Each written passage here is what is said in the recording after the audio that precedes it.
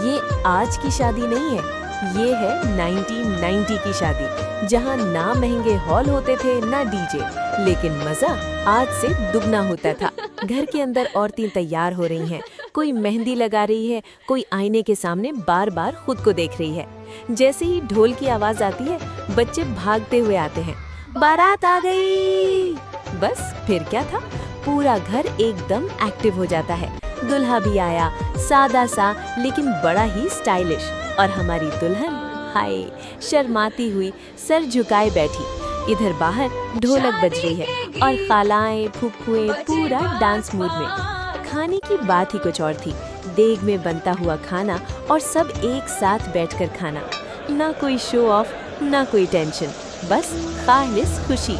और फिर आता है वो इमोशनल सीन, रुखसती, जहाँ सबकी आंखों में आंसू होते हैं लेकिन दिल में खुशी भी। सच बताएं, क्या आज की शादियों में वो मज़ा है या 1990 की शादी ही बेस्ट थी?